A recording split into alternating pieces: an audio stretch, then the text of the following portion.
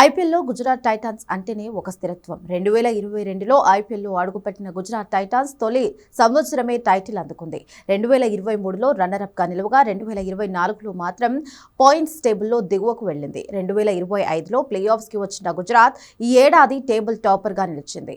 మొదటి 7 మ్యాచ్ల్లో కేవలం 3 గెలిచిన గుజరాత్ ఇప్పుడు ఆఖరి 5 మ్యాచ్ల్లో 5 గెలిచి సత్తా చాటింది. గుజరాత్ టైటాన్స్ ఈ ఏడాది అదిరిపోయే కంబ్యాక్ ఇచ్చింది. 1 కాదు 2 కాదు వరుసగా 5 మ్యాచ్ల్లో గెలిచి పాయింట్ల పట్టికలో అగ్రస్థానానికి చేరింది.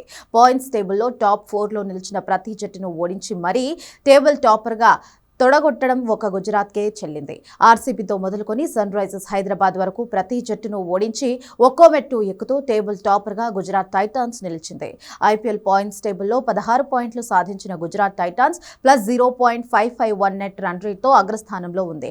మొదటి 7 మ్యాచ్ల్లో పంజాబ్, రాజస్థాన్, ముంబై, ఆర్సీబీపై ఓటమి పాలైన గుజరాత్ రివెంజ్ రౌండ్లో ఒక్కొక్క జట్టును ఓడించుకుంటూ వచ్చింది. చెన్నై సూపర్ కింగ్స్తో మొదలైన గుజరాత్ విజయ ప్రస్థానం ఆ తర్వాత Royal Challengers Bengaluru, Punjab Kings, Rajasthan Royals, Sunrisers Hyderabad వరకు కొనసాగింది. ఇప్పటికే 16 పాయింట్లతో ప్లే ఆఫ్ సేఫ్ ప్లేస్లో ఉన్న గుజరాత్ టైటాన్స్ ఈ సీజన్లో ఇంకో 2 మ్యాచ్లు ఆడాల్సి ఉంది. Kolkata Knight Riders, Chennai Super కింగ్స్తో గుజరాత్ మరోసారి తలపడనుంది. ఈ 2 జట్లను ఓడించిన గుజరాత్ మరోసారి గెలిచి అత్యధిక పాయింట్లతో ప్లే ఆఫ్స్లో అడుగు పెట్టడానికి చూస్తోంది. ఒకవేళ గుజరాత్ టైటాన్స్ తన చివరి 2 మ్యాచ్ల్లోనూ విజయం సాధిస్తే 20 పాయింట్లతో టాప్ ప్లేస్కి చేరుకునే అవకాశం ఉంటుంది.